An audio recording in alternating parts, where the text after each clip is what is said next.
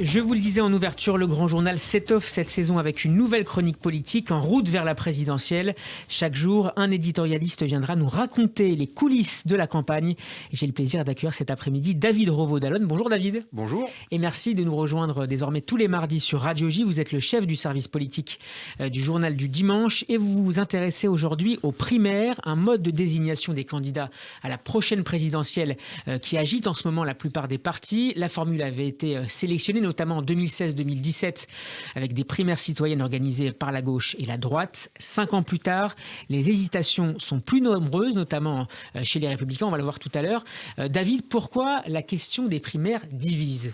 Alors, on a assisté à un véritable retournement de situation politique. Souvenez-vous, Steve, il y a 10 ans, 15 ans, cette méthode importée des États-Unis, où c'est une tradition depuis des décennies chez les républicains comme chez les démocrates, cette méthode-là était présentée comme la panacée, le remède universel pour permettre à tous les partis de gérer leurs problèmes de sélection de candidats. Une manière aussi de revitaliser la vie démocratique ? Absolument, parce qu'on avait non plus un simple appareil militant qui décidait avec quelques dizaines de milliers de votants, mais des centaines de milliers, voire des millions de votants.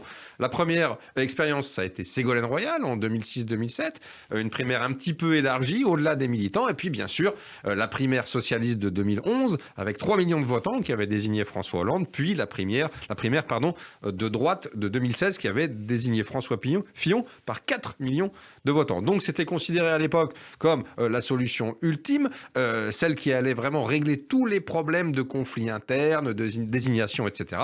Et là, j'ai envie de dire que c'est un petit peu la situation inverse. 5 ans plus tard, on en est totalement revenu et ça pourrait s'intituler cette chronique grandeur et décadence de la primaire, puisqu'aujourd'hui, plus personne n'en veut, j'exagère à peine. David, la Fondapol a publié cet été une étude sur le sujet des primaires rédigée par les politologues Pascal Perrineau et Laurence Morel. Diriez-vous, comme eux, que, je cite, les primaires sont d'abord la conséquence de l'affaiblissement des partis politiques ? C'est très juste. Je vais citer un exemple. En 2006-2007, pour l'élection présidentielle, on a un candidat à droite qui s'appelle Nicolas Sarkozy. Et il n'y avait absolument pas besoin d'une primaire pour l'adouber parce qu'il n'y avait qu'un candidat qui surclassait de très loin tous les autres. Et puis petit à petit, à droite comme à gauche, on a vu le personnel politique s'étioler, on a vu le niveau baisser assez largement et effectivement on voit aujourd'hui, et je prends l'exemple de la droite, des militants qui se demandent pourquoi organiser une primaire pour, sans vouloir être désagréable bien sûr, trancher entre Michel Barnier, Éric Ciotti ou Philippe Juvin, qui sont pas, ce n'est pas faire injure de leur dire, pas des poids lourds ou des gens qui évoluent en Ligue 1 à droite. Donc c'est une vraie tendance. Je suis assez d'accord avec l'analyse de Perrineau. C'est vrai qu'il y a une déperdition du personnel politique et que la primaire peut être un moyen de tenter de relancer, de réinsuffler un peu d'intérêt dans tout ceci. On va dresser avec vous, David, un tableau des situations particulières à droite et à gauche. Commençons avec les Républicains qui ont commandé un sondage auprès de l'IFOP, auprès d'un échantillon de 15 000 sympathisants de la droite et du centre. Objectif, déterminer si une primaire devait se tenir ou pas pour déterminer le candidat du parti pour la présidentielle. Pourquoi la direction du mouvement passe-t-elle par ce sondage pour faire son choix finalement ? Parce que la direction du mouvement, elle est bien embêtée. C'est la conséquence directe du point précédent. À l'époque, la primaire était quasiment obligatoire et aujourd'hui, plus personne n'en veut. Alors, Christian Jacob, le président du parti, il aimerait surtout l'éviter, cette primaire. Le problème, c'est que c'est inscrit dans les statuts et que pour s'en séparer de cette promesse-là, il va falloir faire un petit tour de passe-passe ou une petite acrobatie juridique. Donc, on essaye de trouver des solutions intermédiaires. On a effectivement commandé un sondage à l'Institut IFOP pour savoir ce que pensent les militants et quel candidat incarnerait le mieux la sécurité, l'économie, l'écologie, etc. On a également demandé à Jean Leonetti de travailler à la question pour essayer de trouver une issue à cette... Jean Leonetti, le maire d'Antibes, qui est chargé de trouver aussi ce qu'ils appellent un mode de départage, c'est-à-dire une compétition, une règle du jeu dans cette compétition qui permette aux uns et aux autres de se distinguer. Le problème, c'est que, et encore une fois, on en revient au point précédent, on n'a pas vraiment de ténor absolu dans cette primaire, du moins à LR. On a Valérie Pécresse, mais elle n'est plus à LR. Et on a Xavier Bertrand, qui n'est plus à LR et qui, lui, ne veut carrément pas y participer à cette primaire. Donc c'est vraiment une série de casse-têtes complètement très, très, très difficiles à trancher pour Christian Jacob. Et on va avoir dans les semaines qui viennent un casse-tête absolu parce que non seulement il y a les positionnements des uns et des autres qui veulent marquer des points et s'imposer dans les sondages, considérant que le plus fort dans les sondages pourra s'éviter une primaire, pourra éviter de se frotter aux autres et donc de prendre des coups dans cette compétition. Mais surtout, il va falloir trouver la vraie méthode pour arriver avec un seul candidat à la fin. Et ça va être très compliqué, parce que même s'ils tombent d'accord sur une primaire, même si on a un candidat ou une candidate qui en sort, par exemple Valérie Pécresse, puisque c'est celle qui est la mieux placée aujourd'hui dans les sondages, eh bien à l'arrivée, il va falloir se frotter encore une fois à Xavier Bertrand, qui lui ne veut pas de cette primaire. Donc c'est un véritable casse-tête, et on voit que la primaire est loin d'être la solution, loin d'être la panacée. Encore une fois, beaucoup de voix se sont exprimées ces derniers jours. Je pense, dernière en date, à Rachida Dati, aujourd'hui dans Le Parisien, qui dit que c'est une folie.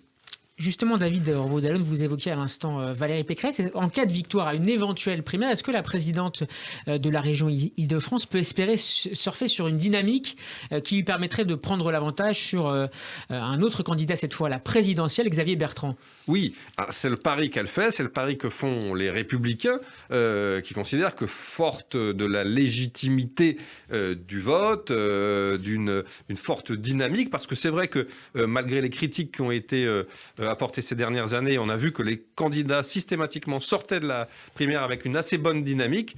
Je pense à François Fillon, par exemple, qui lui, finalement, a eu beaucoup de soucis qui ne venaient pas du processus de désignation interne. On se souvient de l'affaire, évidemment. C'est ça qui l'a plombé, et non pas les attaques et les blessures politiques qui résultaient de la compétition. Donc oui, pour revenir à votre question, Steve Nadjar, Pécresse serait en dynamique, elle serait boostée par ce résultat, elle serait poussée par ce résultat. Est-ce qu'elle serait suffisamment poussée pour avoir le rapport de force suffisant pour s'imposer à Xavier Bertrand? C'est toute la question. C'est pas du tout plié, le match n'est pas du tout perdu, mais il va se jouer évidemment dans les prochaines semaines. Si elle arrive à un niveau suffisant de notoriété, de popularité et de dynamique, oui, elle peut tout à fait envisager de passer devant Bertrand et s'imposer à lui. Passons à la gauche maintenant. Olivier Faure, le premier secrétaire du Parti socialiste, a confirmé vendredi dernier la tenue d'une primaire interne. Est-ce que cette primaire sera une sorte de rampe de lancement pour Anne Hidalgo? Alors, Olivier Faure, le patron du Parti socialiste, il est un petit peu comme Christian Jacob, le patron de la droite, le patron des Républicains. Christian Jacob, on l'a dit, il ne veut pas de cette primaire. Olivier Faure, il n'en veut pas non plus, mais il est un peu obligé de la faire. Et donc, qu'est-ce qu'il va faire? Il l'a annoncé d'ailleurs, il va revenir à une primaire, non pas une primaire ouverte à 2-3 millions de participants, c'est-à-dire une primaire où on paye 1, 2, 5 euros et où le grand public peut participer. Lui, ce sera une primaire à l'ancienne, comme on la faisait au Parti socialiste il y a 20 ans, c'est-à-dire resserrée sur les seuls militants. Le problème, c'est que les militants au Parti socialiste aujourd'hui, il n'y en a pas beaucoup, il y en a quelques dizaines de milliers, et que forcément un vote qui adouberait une Anne Hidalgo, par exemple, avec quelques dizaines de milliers de militants simplement, c'est pas non plus la garantie d'une dynamique politique absolue et la certitude d'avoir une rampe de lancement à toute épreuve. Donc extrêmement compliqué là encore.